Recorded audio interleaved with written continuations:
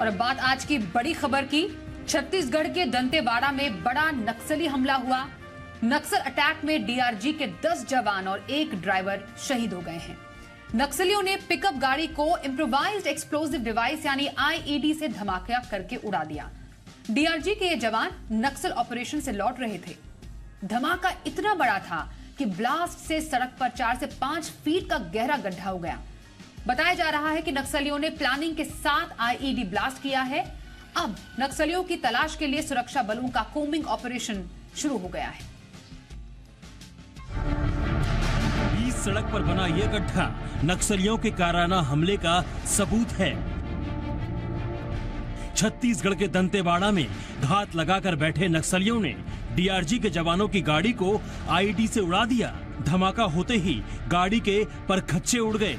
बड़े नक्सली हमले में 10 जवान और 1 ड्राइवर शहीद हो गए। नक्सलियों ने हमला उस वक्त किया जब डीआरजी के जवान नक्सल प्रभावित इलाके में पेट्रोलिंग कर रहे थे। दंतेवाड़ा में हुए नक्सली हमले के बाद गृह मंत्री अमित शाह ने छत्तीसगढ़ के मुख्यमंत्री भूपेश बघेल से बात की और नक्सलियों के खिलाफ अभियान में केंद्र की ओर से हर संभव मदद का भरोसा दिया। अमित शाह ने ट्वीट किया, दंतेवाड़ा में छत्तीसगढ़ पुलिस पर हुए कायरतापूर्ण हमले से स्तब्ध हूं। छत्तीसगढ़ के मुख्यमंत्री से बात की है और राज्य सरकार को हर संभव मदद का आश्वासन दिया है। शहीद जवानों के शोक संतप्त परिजनों के प्रति मेरी संवेदनाएं।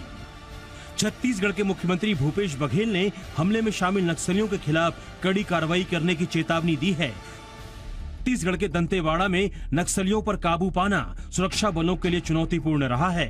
नक्सलियों के खिलाफ लगातार ऑपरेशन चलाते जाते रहे हैं, लेकिन अभी तक इस इलाके में आतंक पूरी तरह खत्म नहीं हुआ है।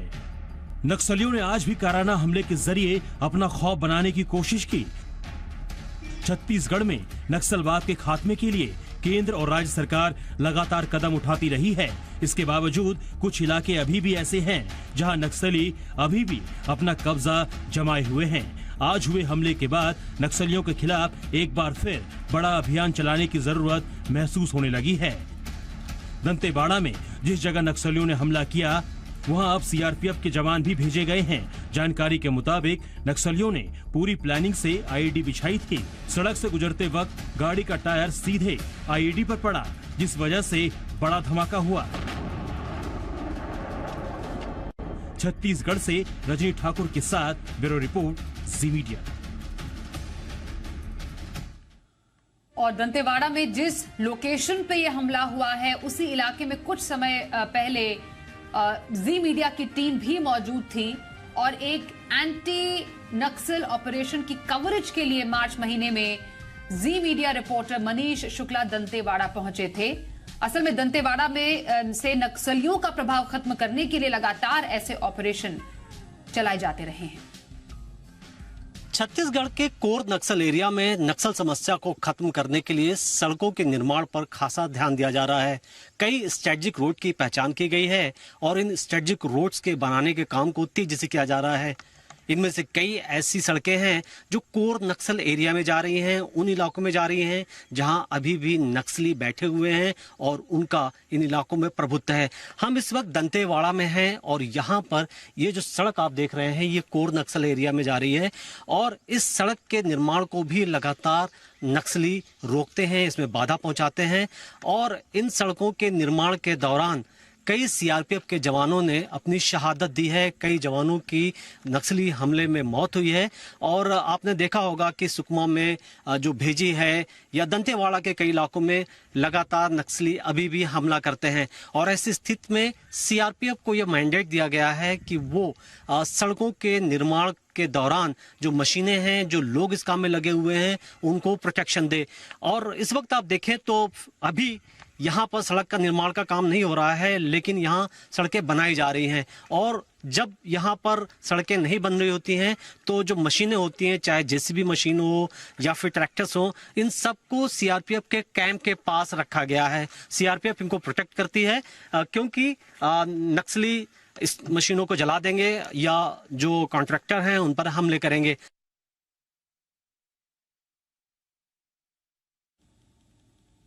और आइए अब देखते हैं आज की कवर स्टोरी।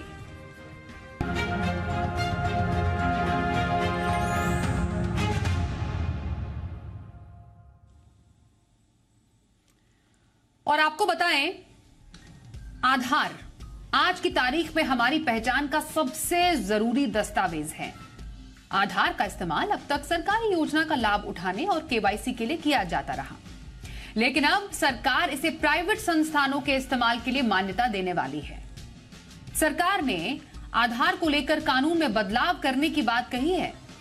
यही नहीं, इसे लेकर इलेक्ट्रॉनिक और सूचना प्रौद्योगिकी मंत्रालय ने 5 मई तक लोगों से सुझाव भी मांगे हैं। आपको बताएं कि आधार को लेकर सुप्रीम कोर्ट ने अपने 2018 के फैसले में कहा था कि आधार का इस्तेमाल सिर्फ सरकारी योजनाओं के लिए किया जा सकता है। कोर्ट ने निजता का हवाला देते हुए कहा कि निजी कंपनियां आधार का इस्तेमाल नहीं कर सकती हैं। फिर बाद में साल 2019 में नियमों में बदलाव करके सरकार ने इसे कुछ हद तक प्राइवेट संस्थाओं के इस्तेमाल करने की इजाजत दे दी थी। हालांकि आधार का प्राइवेट कंपनियों के इस्तेमाल पर दाखिल एक PIL पर अभी भी कोर्ट में जो है वो सुनवाई हो रही है। लेकिन सबसे महत्वपूर्ण ये है कि किस तरीके से अब फैसले को मानना है कि जो तमाम जानकार है उनका ये मानना है कि सुप्रीम कोर्ट के फैसले को जो सरकार है संसद से कानून बनाकर ही बदल सकती है। अब सुप्रीम कोर्ट ने क्या कहा है? सुप्रीम कोर्ट ने साफ कहा है कि जो निजी कंपनियां हैं या संस्थान है वो आधार ऑथेंटिकेशन का जो इस्तेमाल है वो नहीं कर सकते हैं, और सरकार IT कानून में संशोधन करके भी सुप्रीम कोर्ट के फैसले को नहीं बदल सकती है। यह जानना समझना जरूरी है कि सरकार को तो इसके लिए अलग से कानून लाना पड़ेगा और उसके बाद ही इस पर कोई काम हो सकता है या कोई प्रॉपर बदलाव हो सकता है। अब आपके लिए समझना कुछ जरूरी है कि जानकारों का मानना है कि कोई ऐसा कानून नहीं है जो कि बैंक टेलीकॉम कंपनियों को सब्सक्राइबर के वेरिफिकेशन के लिए इसका इस्तेमाल करने की इजाजत देता है। सुप्रीम कोर्ट ने इससे भी मना किया हुआ है क्योंकि इससे वेलफेयर का कोई काम नहीं हो रहा। सब्सक्राइबर का वेरिफिकेशन किसी दूसरे सरकारी दस्तावेज से भी हो सकता है। आधार ऑथेंटिकेशन के लिए अब फिंगरप्रिंट और दूसरे बायोमेट्रिक्स की हमेशा से जरूरत होती रही है, और इसके बेजा इस्तेमाल से लोगों की निजता खतरे में पड़ सकती है। इधर इस फैसले को लेकर केंद्र सरकार के अपने ही तर्क हैं। सरकार का यह मानना है कि सर्विसेज की पहुंच हर व्यक्ति तक पहुंचाने और उनका जीवन बेहतर बनाने के लिए निजी क्षेत्र को इसके इस्तेमाल की मंजूरी दे देनी चाहिए। केंद्र सरकार ने उन सभी गैर सरकारी संस्थाओं को एक ड्राफ्ट भेज दिया है जो आधार प्रमाणीकरण का इस्तेमाल करना चाहती हैं। सुझाव मिलने के बाद इसे दोबारा सूचना प्रौद्योगिकी मंत्रालय के पास भेज दिया जाएगा। तो ये इस पर एक चर्चा करना बेहद जरूरी है कि आम आदमी की जो पहचान है आधार, जिसमें बहुत सारे करोड़ों का डेटा मौजूद है, क्या उसको प्राइवेट कंपनियों के इस्तेमाल के लिए क्या उसको अलाउ करना चाहिए कि नहीं करना चाहिए? हमारे साथ खास एक्सपर्ट है, उनका परिचय करा देते हैं। Cyber law expert Ashutosh Srivastava हमारे साथ है। आशुतोष जी, बहुत स्वागत करते हैं हम आपका आज की इस चर्चा में शामिल होने के लिए। जी। शुरुआत जब आधार आया, क्योंकि आधार हमेशा से ही विवादों में घिरा रहा है। सुप्रीम कोर्ट ने 2000, जैसे हमने पैकेज में भी बताया, अपने स्टोरी में भी बताया कि 2018 के जजमेंट में सिर्फ वेलफेयर स्कीम और सरकारी जो संस्थाएं हैं उनके इस्तेमाल के लिए आधार को इजाजत दी गई थी। उसके बाद सरकार ने थोड़ा सा इसका दायरा बढ़ाया। 2019 में कहा कि कुछ जो प्राइवेट एजेंसियां हैं जैसे टेलीकॉम हो गए, बैंक हो गए, म्यूचुअल फंड संस्थाएं जो हैं वो केवाईसी के लिए आधार का इस्तेमाल कर सकती हैं। लेकिन अब सरकार चाहती है कि एक कदम और बढ़े और इसका दायरा और बढ़ाया जाए।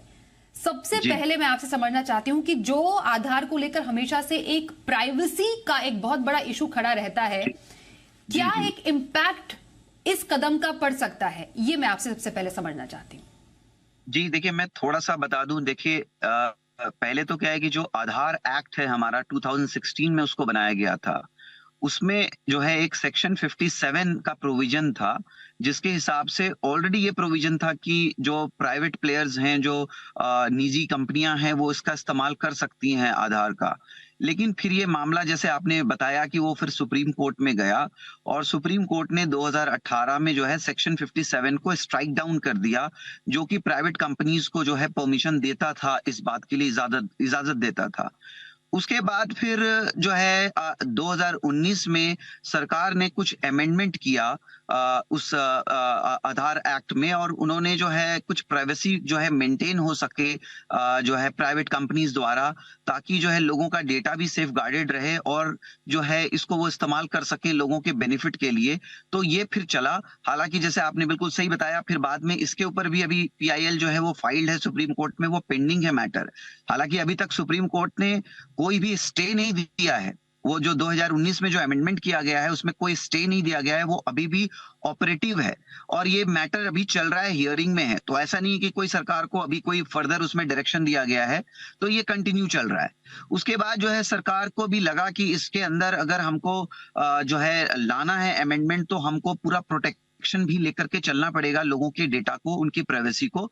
इसलिए सरकार ने जो है अभी हम जैसे GG रूल्स जिसको हम बोल रहे हैं, गुड गवर्नेंस रूल्स जो है गवर्नमेंट ला रही है 2020 का, जिसके ऊपर जो है अभी भी डिस्कशन चल रहा है, जिसके ऊपर ऑलरेडी जो है सरकार जो है ओपिनियंस ले रही है कि ये इसके बाद जो है हम लाएं तो इसमें क्या क्या हम और बेटर कर सकें, जिससे लोगों की प्राइवेसी भी मेंटेन रहे और जिससे कि जो है हमारा सोशल वेलफेयर जो है, हमारा स्कीम्स जितने भी हैं वो प्रॉपर तरीके से चल सकें, और जो है प्राइवेट जो कंपनीज हैं उसको भी जो है ऑथेंटिकेशन का जो है पावर हो with maintaining the privacy of the individuals. तो इसके ऊपर अभी काम चल रहा है और मुझे लगता है कि सरकार ने भी जो सुप्रीम कोर्ट ने ऑब्जर्वेशन किया था 2018 में, उसका भी वो ध्यान रखते हुए जो है इसमें क्या जो है प्रावधान लाया जा सकता है जो कि लोगों के लिए बेटर भी हो, कंट्री के लिए भी बेटर हो, और साथ में जो है इससे नुकसान ना हो, लोगों की आइडेंटिटी सेफ गार्डेड रहे, प्राइवेसी जो है सेफ गार्डेड रहे, फ्रॉड्स जो है ना हो उनकी आइडेंटिफिकेशंस को लेकर के। इसको पूरा कंट्रोल करने का काम मुझे लगता है कि सरकार एक अच्छे तरीके से जो है कर रही है और हमें देखना चाहिए कि ये किस तरह से आपको लगता है, आपने पूरा एक बैकग्राउंड अच्छे से दिया हमें, पर आपको लगता है कि आधार में अभी भी लूप होल्स हैं? क्योंकि मैं क्यों कह रही हूँ ये, जी आधार पर सरकार का तर्क ये है कि ये जो सर्विस है वो हर व्यक्ति तक पहुंचाने की जरूरत है और वाकई लोग इसका बढ़ चढ़कर इस्तेमाल भी कर रहे हैं। जो ताजा डेटा है वो ये भी कहता है, और ये मैं आपको बताऊं, ये ministry of electronics and IT मेटी का ही डेटा है जो अभी एक दिन पहले ही आया है कि मार्च में लगभग 2.3 बिलियन आधार बेस्ड ऑथेंटिकेशन हुए हैं। ये बहुत अच्छी खबर है। लेकिन दूसरी तरफ जिस तरीके से आधार का मिसयूज हो रहा है, और मैं छोटी सी घटना आपको बताऊं, दिल्ली जैसे शहर में एक गैंग है जो कि लोगों के इंश्योरेंस के पैसे लूट लेता है बाय मिसयूजिंग आधार। तो किस बेस पर अब सरकार ये कह रही है कि हम इसको प्राइवेट सेक्टर या प्राइवेट कंपनियों तक भी इसका दायरा बढ़ाएंगे? क्या ये प्राइवेसी ब्रीच नहीं है?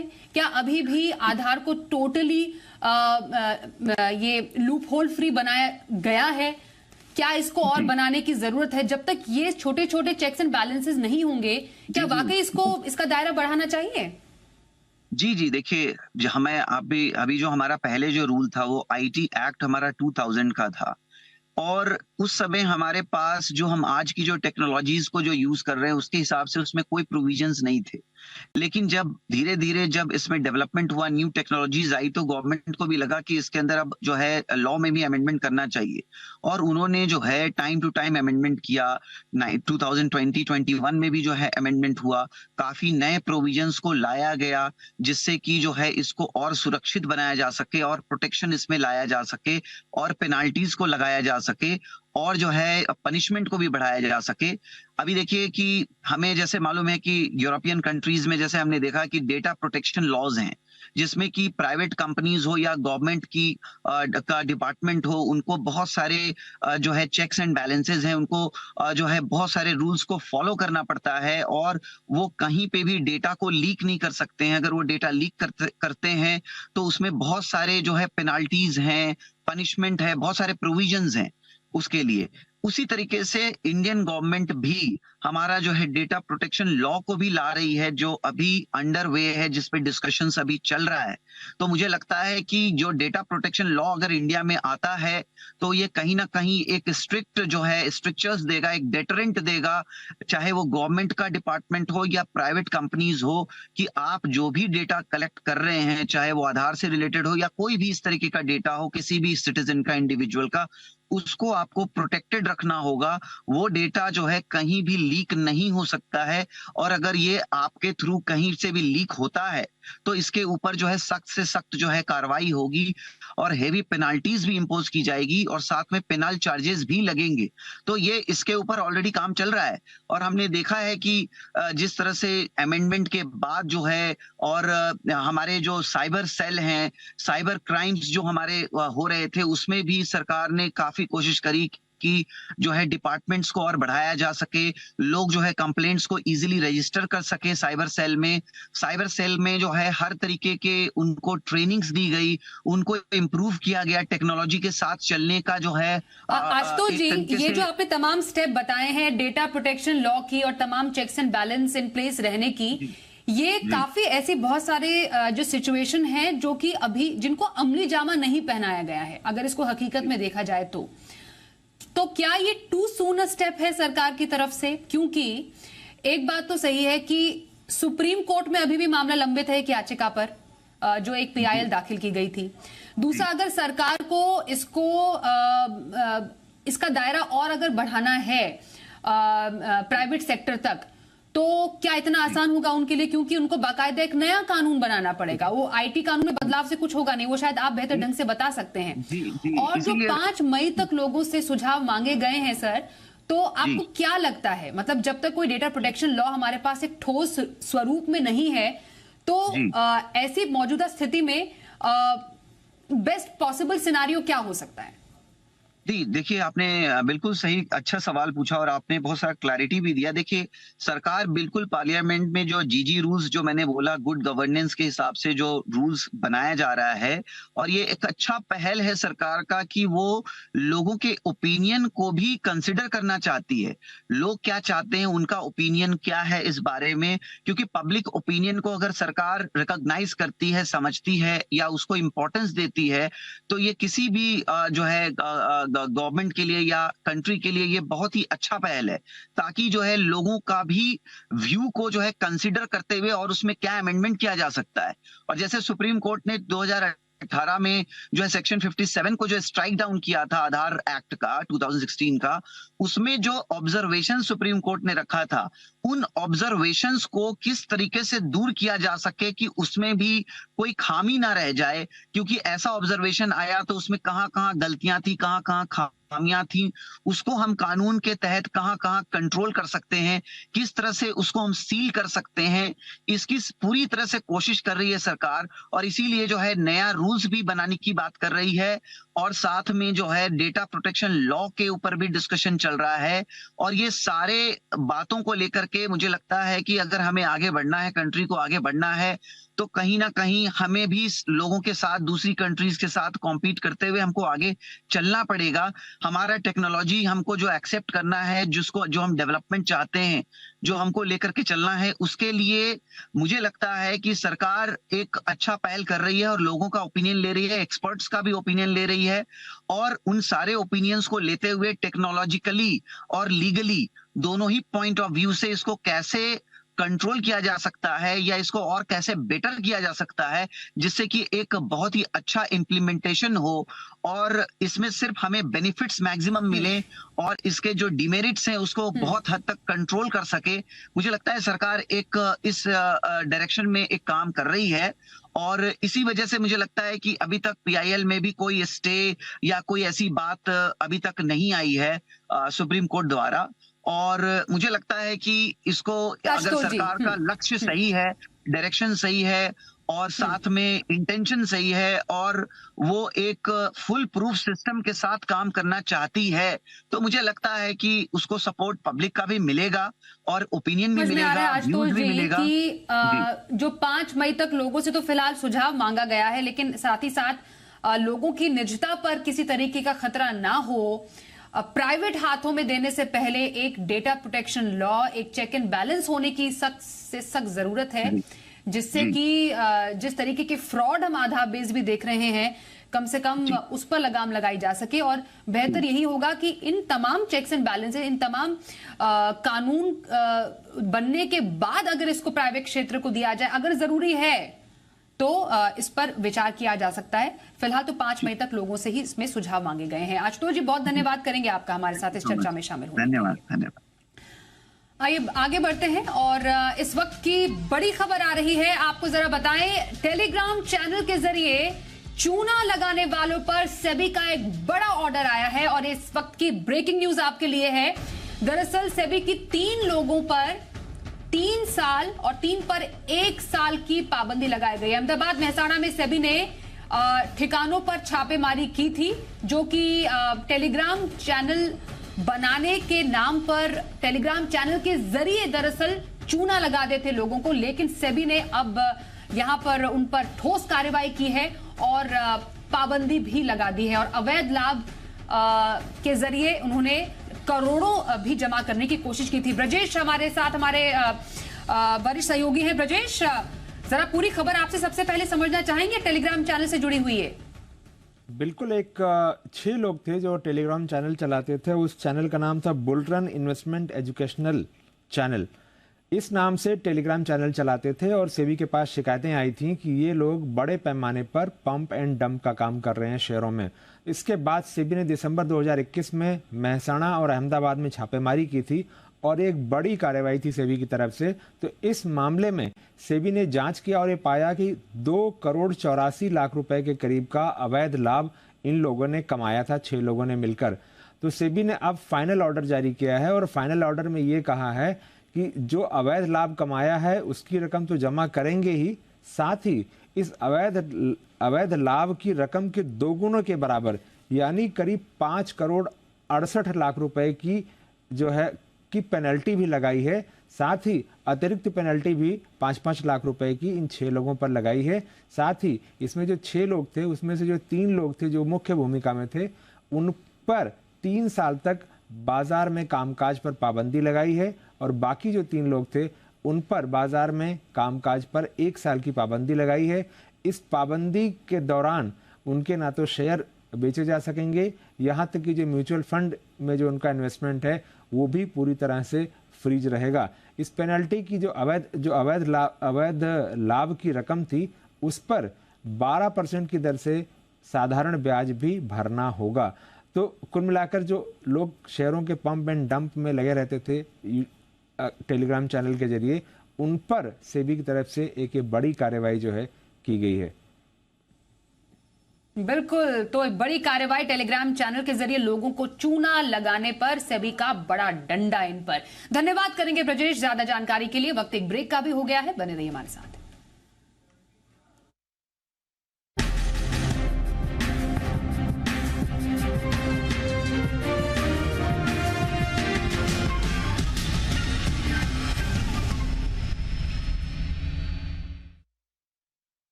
हिंदी, उर्दू, पंजाबी, भोजपुरी में जीनियस। अच्छा, शहर कौन सा? सही सवाल, गलत जगह। सही जगह है ग्लोब कैपिटल, जहां पर आपको मिलेंगे award winning research based ideas, अपने पोर्टफोलियो को मैनेज करने की सुविधा। Globe Capital, money must grow. Investment in securities market are subject to market risk. Read all the related documents carefully before investing. Rajnigandha, wires and cables, connecting people to power. Bullion delivery, अब best delivery centre से आपके घर तक। अधिक जानकारी के लिए हमें info@mcxindia.com पर लिखें। Rajnigandha, wires and cables, connecting people to power. इस वक्त की बिग ब्रेकिंग, गर्मी कर दे fail summer sale, buy mega deals on the top beauty and lifestyle brands और लकी ड्रॉ में जीतिए ढेर सारे इनाम। Visit your nearest store now or order online at www.combination.in। Combination deal नहीं स्टील है।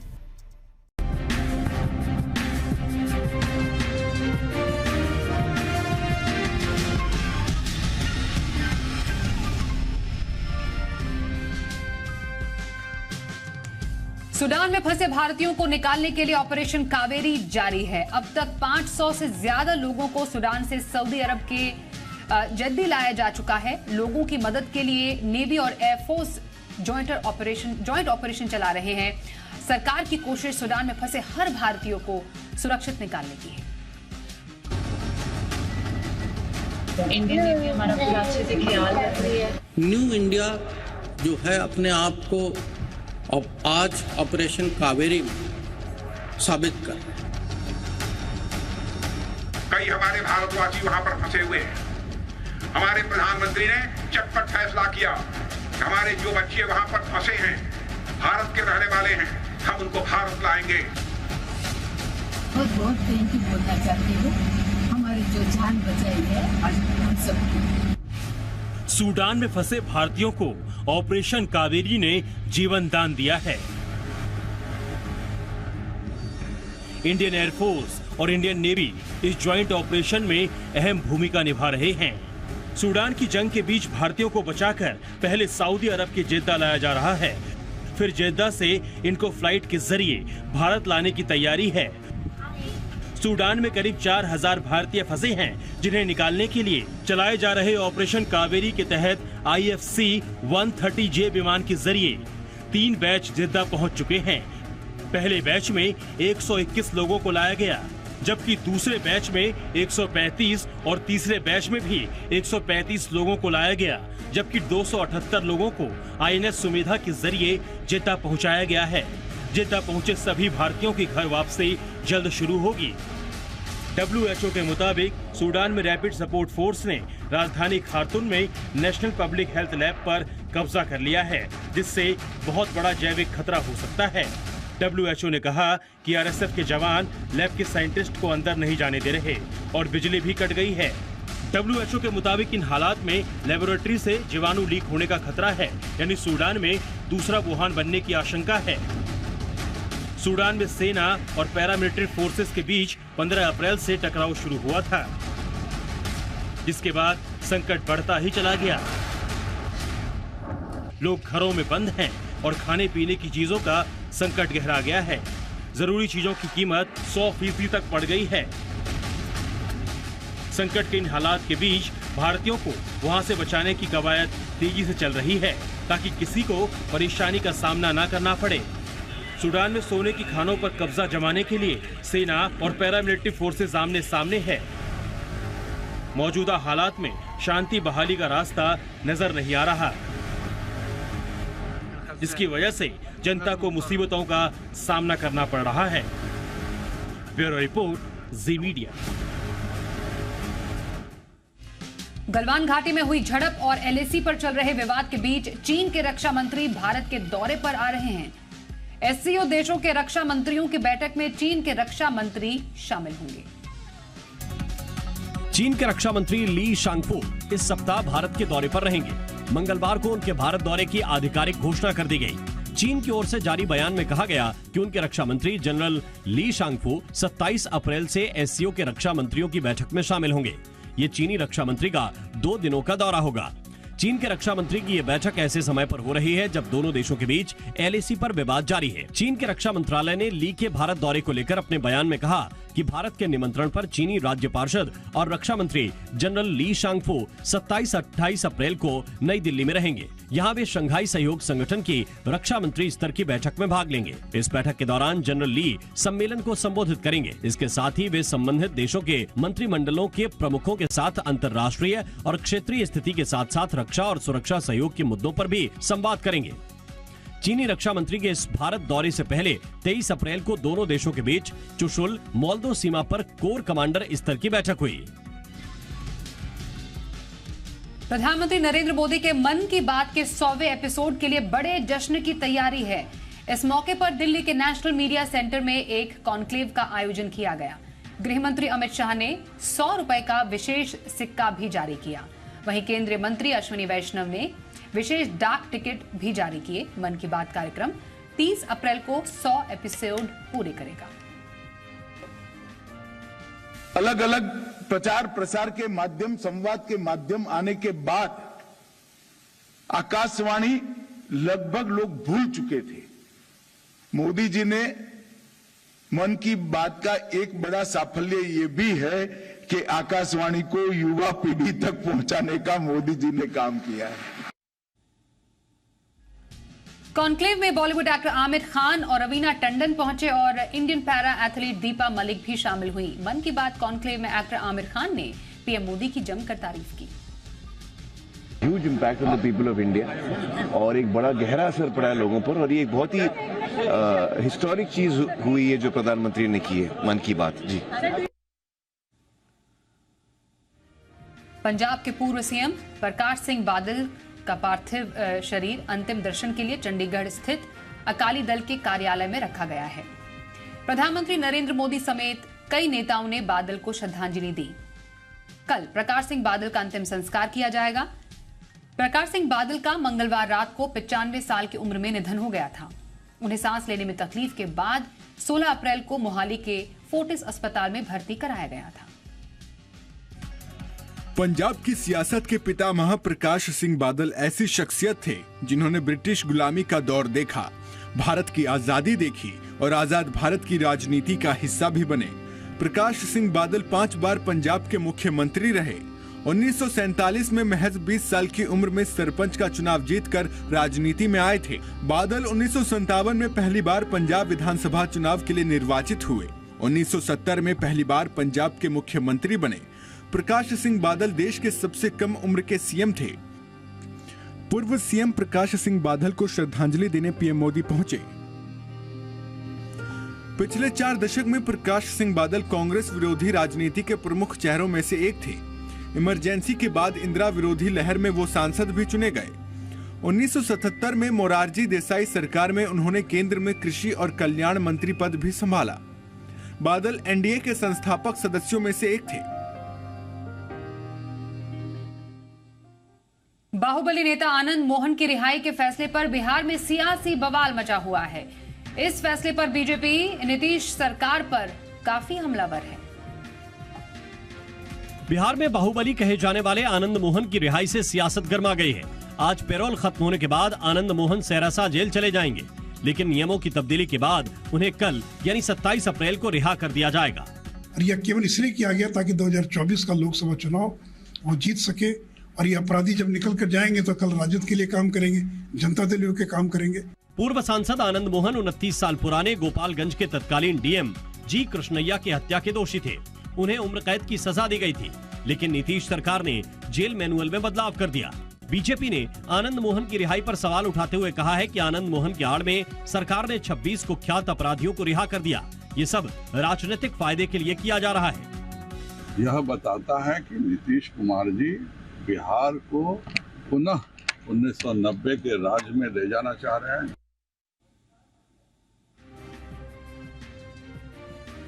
डायबिटीज, इससे केवल हार्ट और किडनी को ही नुकसान नहीं पहुंचता, ये अंधेपन की भी वजह बन सकता है।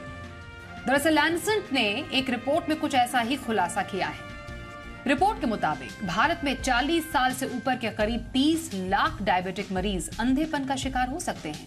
देखिए रिपोर्ट।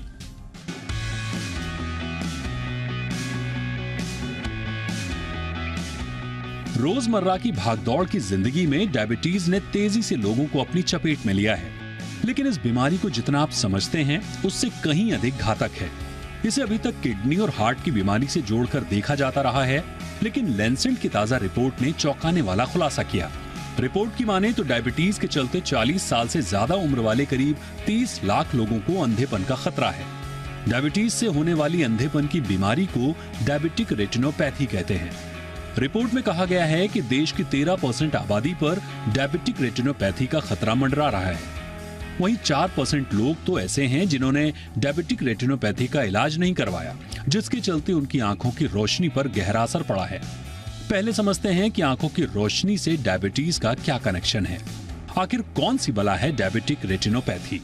दरअसल डायबिटीज हमारे शरीर की छोटी रक्त वाहिकाओं को नुकसान पहुंचाता है और उन्हें कमजोर करता है, जिससे ब्लड सप्लाई में रुकावट आने लगती है। ब्लड सप्लाई में होने वाली इस दिक्कत का सीधा असर रेटिना पर पड़ता है, जो कि हमारी आंखों का मुख्य भाग है। रेटिना से जुड़ी इस समस्या को डायबिटिक रेटिनोपैथी कहते हैं।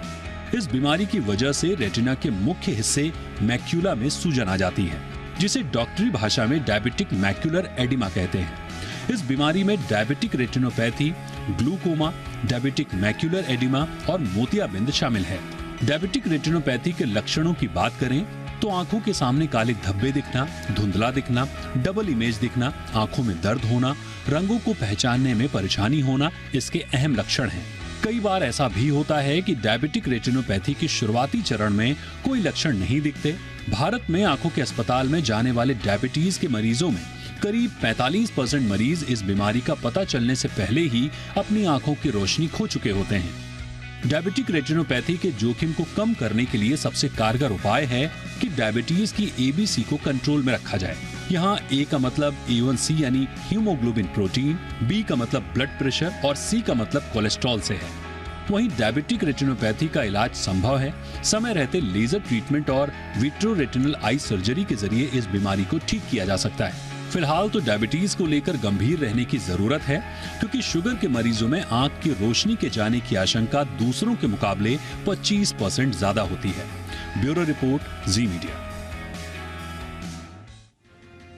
एनएसई की index provider company NSE indexes ने इंडेक्स गठन के नियमों में बदलाव किया है और अब निफ्टी इंडेक्स वाली कंपनियों के डीमर्जर की स्थिति में नई कंपनी तुरंत इंडेक्स से बाहर नहीं होगी। खबर पर ज्यादा डिटेल समझते हैं जी मीडिया संवाददाता ब्रजेश कुमार से।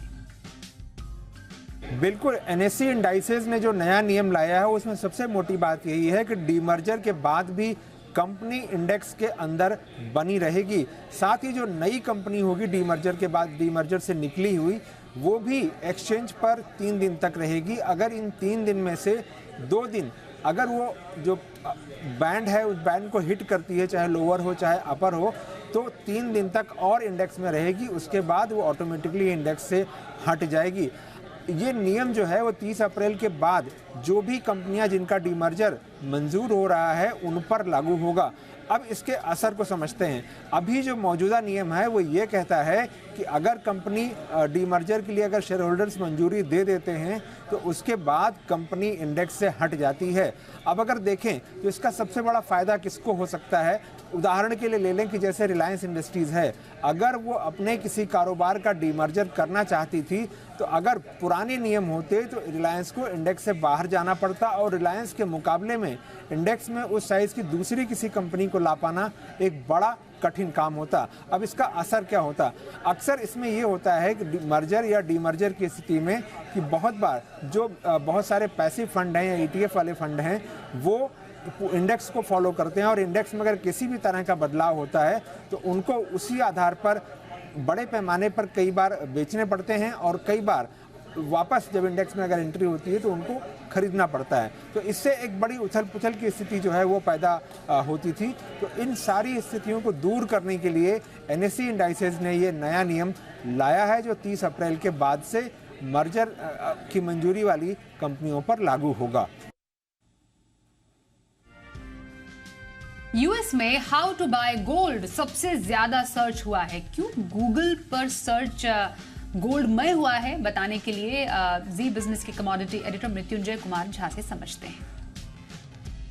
बिल्कुल, देखिए बहुत ही दिलचस्प बात सामने आई है और ये बात ये है कि अप्रैल के महीने में अमेरिका में सबसे ज्यादा गूगल पे सर्च किया गया है हाउ टू बाय गोल्ड, मतलब सोना कैसे खरीदें। ये सर्च किया गया है सबसे ज्यादा। अब जहाँ तक आपका सवाल है कि ऐसा क्या हो गया कि गोल्ड सुर्खियों में है और गोल्ड पर सबसे ज़्यादा सर्च किया गया है, ऐसा इसलिए हुआ है क्योंकि आप देखिए कि पिछले कुछ महीनों में गोल्ड की कीमतों में ज़बरदस्त तेज़ी आई है। 6 महीने में गोल्ड के दाम 20% बढ़े हैं और इंडियन मार्केट में ऑल टाइम हाई के पर गोल्ड चला गया। ग्लोबल मार्केट में भी ऑल टाइम हाई के बेहद करीब पहुंच चुका था गोल्ड का भाव। बहुत बड़ी तेज़ी आई और पिछले कुछ महीनों से लगातार गोल्ड ने अच्छा रिटर्न दिया है और जो फंडामेंटल गोल्ड के लिए सामने आए हैं वो बहुत तेज़ी के हैं। चाहे अमेरिका में आप देख लीजिए कि मंदी की बात हो या जिस तरह से यूक्रेन और रूस का युद्ध सामने आया, ये जो सारे फंडामेंटल थे वो गोल्ड के लिए बहुत पॉजिटिव थे। और यही वजह है कि इस वक्त जो दुनिया भर के जो बड़े सेंट्रल बैंक हैं, जो एक बड़ा इंडिकेशन गोल्ड की तेज़ी के लिए माना जाता जाता है। दुनिया भर के बड़े सेंट्रल बैंक इस वक्त जमकर सोना खरीद रहे हैं और बड़े पैमाने पर गोल्ड की होल्डिंग कर रहे हैं। और अब ये चर्चा दुनिया भर में तेज हो गई है कि क्या डॉलर की मोनोपोली आने वाले वक्त में खत्म होगी, और अगर डी डॉलराइजेशन होगा तो क्या इसका फायदा गोल्ड को मिलेगा। उस उम्मीद में भी गोल्ड में एक बड़ी बाइंग यहाँ पर दिख रही है। और जानकारों का एक बड़ा तबका इस बात को लेकर अभी सहमत है कि आने वाले वक्त में जो गोल्ड के फंडामेंटल हैं वो मजबूत हैं। मजबूत इसलिए हैं क्योंकि अमेरिका में मंदी की बात हो रही है, और अब वक्त के साथ अमेरिका में ब्याज दरों में बढ़ोतरी भी रुक सकती है। इस बात की चर्चा भी तेज हो रही है। तो ब्याज दरों में बढ़ोतरी का रुकना, डॉलर का कमजोर होना, मंदी की बात का होना, ये सारे फैक्टर गोल्ड के लिए बहुत पॉजिटिव है। लिहाजा गोल्ड में लगातार लोग पैसे लगा रहे हैं। और चूंकि दुनिया भर में शेयर बाजार की आर्थिक स्थिति भी बेहतर नहीं है इस वक्त, तो उसके बाद चूंकि जब शेयर मार्केट अच्छा परफॉर्म नहीं करता है तो उसका फायदा गोल्ड को मिलता है। तो ये भी एक फैक्टर है। तो लिहाजा दुनिया भर में जो निवेशक हैं वो गोल्ड में अपना एक्सपोजर इस वक्त बढ़ा रहे हैं। और इसीलिए अमेरिका में इस बात को लेकर बहुत चर्चा हो रही है कि गोल्ड कैसे खरीदा जाए, किस फॉर्म में गोल्ड को लिया जाए। और इसीलिए गूगल पर सबसे ज्यादा सर्च किया गया है how to buy gold US में। मैनकाइंड फार्मा का आईपीओ दूसरे दिन 87% से ज्यादा भर चुका है। इसका प्राइस बैंड 1026 से 1080 रुपए प्रति शेयर है। जी बिजनेस के मैनेजिंग एडिटर अनिल सिंघवी ने इस आईपीओ में लंबी अवधि के लिए पैसे लगाने की सलाह दी है। ज्यादातर प्रोडक्ट इस कंपनी के जो हैं वो लीडरशिप पोजीशन में अपने मार्केट में नंबर 1 नंबर 2 पोजीशन होल्ड करते हैं। यानी कि जिस कारोबार में जिस प्रोडक्ट में ये उतरते हैं उसमें वो पूरा का पूरा अपना लीडरशिप बना कर रखते हैं। और घरेलू फार्मा का मार्केट में तीसरी सबसे बड़ी कंपनी है। बहुत स्ट्रॉन्ग लीडरशिप है, ब्रांड बड़ी स्ट्रॉन्ग है, तो साइज भी है। तो लीडरशिप दोनों ही तरह से है, प्रोडक्ट्स की भी है और साथ ही साथ इनकी मार्केट की भी है। प्रोमोटर्स का ट्रैक रिकॉर्ड जबरदस्त है और बड़ा सरप्राइजिंग है कि जो प्रोमोटर्स कल हमने बात भी की थी कि उन्होंने स्कूल ड्रॉप आउट है, कॉलेज ड्रॉप आउट है, लेकिन उसके बावजूद उन्होंने इस लेवल की कंपनी बनाई। तो वो पैशन बताता है प्रोमोटर्स का। डेट फ्री कंपनी है, कैश रिच कंपनी है, नेट डेट 0 है। इसके अलावा फाइनेंशियल ट्रैक रिकॉर्ड बहुत स्ट्रॉन्ग है, ग्रोथ लगातार है पुरानी फाइनेंशियल्स में। तो उस लिहाज से अगर आप देखेंगे ना तो आपको कुछ भी नेगेटिव नहीं मिलेगा कंपनी में। ब्रॉडली ज़्यादातर पॉइंट पर टिक मार्क करेंगे, सब अच्छा। नेगेटिव एक ही चीज़ है जो सबसे बड़ी, वैल्यूशंस महंगा दे रहे हैं 100%। अच्छा, आईपीओ के लिहाज से थोड़ा सस्ता देना चाहिए। सो आई थिंक अगर आप अप्लाई करिए, रखिए पोर्टफोलियो में, लिस्टिंग पर पैसा बन जाए वेल एंड गुड, नहीं बना तो लॉन्ग टर्म के हिसाब से रखिए। आइए अब आज के बाजार का हाल बताएं। उतार चढ़ाव के बीच आज बाजार बढ़त के साथ बंद हुए। कारोबार के अंत में सेंसेक्स 170 अंक चढ़कर 60,000 के पार हुआ बंद। निफ्टी 44 अंक उछला और 17,814 के स्तर पर क्लोज हुआ। बैंक निफ्टी 151 अंक चढ़कर 42,830 के स्तर पर बंद हुआ। मार्केट में सबसे ज्यादा एक्शन कहां आज देखा, समझते हैं हमारी सहयोगी नुपुर जैन से। कमजोर ग्लोबल संकेतों के बाद एक जो शुरुआत हुई थी हमारे बाजार में वो थोड़ी सी सुस्त थी, लेकिन आखिरी के घंटे में एक अच्छी रिकवरी नजर आई और निफ्टी का जो लेवल था 17,800 के यहाँ पर होल्ड करता हुआ नजर आया। एक्सपायरी के एक दिन पहले एक अच्छी रिकवरी आखिरी के घंटे में आज के दिन नजर आई थी। सेक्टर्स की बात करें तो यहाँ पे रियल्टी और कैपिटल गुड्स से सपोर्ट दिखा था और गिरने वाले में आज थे मेटल और ऑयल एंड गैस, जहाँ से आज बिकवाली नजर आ रही थी। लेकिन गेनर्स और लूजर्स की लिस्ट काफी इंटरेस्टिंग है क्योंकि स्टॉक स्पेसिफिक मूवमेंट आज पूरे दिन रहा, चाहे वो खबरों के दम पे हो या फिर रिजल्ट्स रिएक्शन आज देखने मिले थे आज के ट्रेडिंग सेशन में। निफ्टी की बात करें तो power grid, Tata consumer, Nestle और इंडसइंड बैंक के कुछ काउंटर्स थे जहां पे आज खरीदारी नजर आ रही थी। 1.5 से 2% की तेजी इन स्टॉक्स में आज के दिन नजर आई। लूजर्स में हिंडाल्को, बजाज ऑटो, बजाज फिंसर्व और एनटीपीसी के कुछ काउंटर्स थे जो कमजोरी की तरफ ट्रेड करते हुए आज के दिन दिखे थे। लेकिन आज सबसे ऊपर अगर सबसे ज्यादा बात करने वाले स्टॉक ग्रुप देखे तो वहाँ पे गुजरात के पीएसयू थे, जहाँ पे जो गुजरात से जो खबर निकल कर आई थी डिविडेंड और स्टॉक स्प्लिट से जुड़ी हुई, वहाँ उसके बाद हमने देखा GNFC, Gujarat state fertilizer, alkalies, Gujarat industries, Gujarat mineral और जेएसपीएल में करीबन 8 से 20% का बड़ा मूव आज के ट्रेडिंग सेशन में नजर आया। इसके अलावा होटल्स के भी कुछ काउंटर्स थे जहाँ पे हो रही थी अच्छी खासी खरीदारी। Oriental hotels, lemon tree, Kamat hotel और ताज जीवी के जैसे कुछ काउंटर्स थे जो आज बजिंग थे। इसके अलावा ब्रॉडर मार्केट की की भी बात करें तो वहाँ पे भी स्टॉक स्पेसिफिक एक्शन काफ़ी ज़्यादा था। हालांकि इंडिसेस पे आपको असीमित दायरे का ट्रेड नज़र आया, लेकिन गेनर्स के लिस्ट में देखें तो Saksoft limited, MMTC, Mahindra CIL, KPIT technology, यहाँ पे बड़े मूव्स आते दिखे आज के ट्रेडिंग सेशन में। और लूजर्स की लिस्ट देखें तो MCX, जो खबरें निकल के आई थी CTO के रेजिग्नेशन की, उसके बाद बड़ा कट स्टॉक पे दिखा।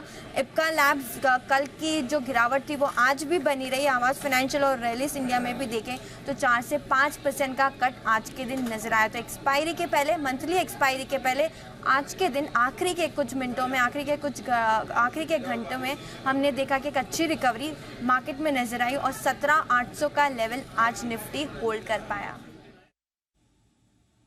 गुजरात सरकार ने राज्य की सरकारी कंपनियों के लिए डिविडेंड और बायबैक के नए नियमों की घोषणा की है। किन शेयरों पर होगा इसका असर और क्या होगा फायदा, समझते हैं हमारे सहयोगी अरमान नाहर से। देखिए, गुजरात सरकार की तरफ से आपको एक एडवाइजरी आता हुआ दिखा है। उसमें जो भी गुजरात की लिस्टेड कंपनियां हैं, गुजरात सरकार की जो लिस्टेड कंपनियां हैं, वहां पर उनके लिए उन्होंने डिविडेंड मान लीजिए, बायबैक ले लीजिए, स्प्लिट ले लीजिए, बोनस ले लीजिए, उसके लिए उन्होंने नॉर्म्स जारी करे हैं। अब सबसे पहले अगर आप बात करें तो डिविडेंड के लिए उन्होंने क्या नॉर्म दिए हैं? डिविडेंड के लिए उन्होंने नॉर्म ये दिए हैं कि कंपनी का मुनाफे का 30% और नेट वर्थ का 5% जो भी ज्यादा हो कंपनी को उसका जो है डिविडेंड डिक्लेयर करना पड़ेगा। उस हिसाब से अगर आप कैलकुलेशन करके देखें तो ये सारी लिस्टेड कंपनियां, जो लगभग 7 लिस्टेड कंपनियां हैं गुजरात सरकार की, GNFC जिसमें 24 रुपए प्रति शेयर का डिविडेंड ड्यू हो जाता है, गुजरात अल्कलीज यहाँ पे 31 रुपए, GSFC 12 रुपए, GSPL 11 रुपए और दूसरी जो कंपनियां हैं वहां पर आपको 8 और 5 रुपए के हिसाब से अगर हो जाता है। पर ईल्ड के हिसाब से देखें कि जो जितना बकाया डिविडेंड है और मौजूदा मार्केट प्राइस के हिसाब से अगर आप देखें तो सबसे ज्यादा GIPACL में लगभग 9% का आ जाता है, GSFC में भी 9% का, गुजरात अल्कलीज की बात करें तो वो 5% का हो जाता है और GNFC की बात करें और बाकी अगर दूसरे स्टॉक की बात करें तो वहां पर भी 3 से 4% की आपको वहां पर जो है परसेंटेज आता हुआ दिखता है। अब अगर बायबैक की कैलकुलेशन देखें, बायबैक के लिए उन्होंने जो गाइड करा है वो ये करा है कि अगर आपकी जो नेटवर्थ है वो 2000 करोड़ है और उसी के साथ साथ अगर आपके बुक्स में जो कैश और बैंक बैलेंस है वो 1000 करोड़ से ज्यादा है तो उस कंपनी को बायबैक करना पड़ेगा। उस हिसाब से वो पैरामीटर अगर आप लगाकर देखें, क्योंकि 30 सितंबर 2022 को जो बैलेंस शीट आई थी उस हिसाब से अगर आप देखें तो GNFC एक ऐसा स्टॉक बन जाता है जो इस बायबैक की कैटेगरी में शॉर्टलिस्ट होता हुआ दिखता है, क्योंकि उनकी नेटवर्थ तो 8500 करोड़ है और नेटवर्थ अब दूसरी स्टॉक्स भी हैं उनकी भी 2000 करोड़ से ज्यादा है, पर उनके बुक्स में जो कैश है वो 1360 करोड़ या 1370 करोड़ के आसपास का है, जो कि उस क्राइटेरिया को मीट करता है जो 1000 करोड़ का है। और अगर आप यूं देखें तो वहां पर GSPL भी आ जाता है, पर अब GSPL में 950 करोड़ के आसपास का कैश है तो इसीलिए वो 1000 करोड़ का क्राइटेरिया थोड़ा डाइसी हो जाता है। उसी के साथ साथ अगर आप एक GSFC एक ऐसा स्टॉक है जहां पर ये जो गुजरात की ये जो लिस्टेड पब्लिक सरकार की जो कंपनियां हैं वहां पर 4 कंपनियों में GSFC की हिस्सेदारी है। गुजरात गैस में लगभग 7% की हिस्सेदारी है, GNFC में लगभग 20%, GIPACL में लगभग 15% और गुजरात अल्कलीज में लगभग 2.3% के आसपास की हिस्सेदारी है। और इन हिस्सेदारी को अगर आप पर शेयर वैल्यू करें अगर तो वो लगभग 106 रुपए का हो जाता है। तो उस हिसाब से भी यहाँ पर आपको GSFC में भी अच्छा खासा जो है मोमेंटम दिखता हुआ मिल सकता है।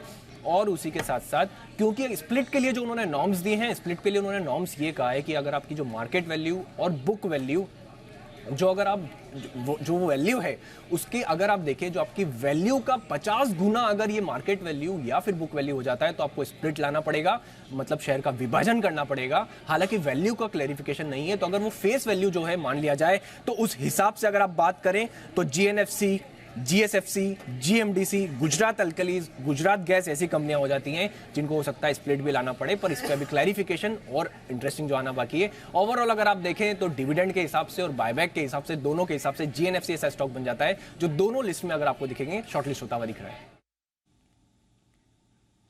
MG मोटर इंडिया ने अपनी इलेक्ट्रिक कार कॉमेट लॉन्च कर दी है। इसकी शुरुआती कीमत 7,98,000 रुपए से शुरू है।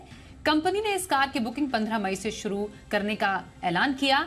मई से ही इस नई और दमदार इलेक्ट्रिक व्हीकल की डिलीवरी भी शुरू हो जाएगी। ईवी में फुल चार्ज में 230 किलोमीटर की रेंज मिलेगी। कंपनी का दावा है कि यह कार 519 रुपए में 1000 किलोमीटर चलेगी। कंपनी ने इस कार को 5 कलर ऑप्शंस में उतारा है।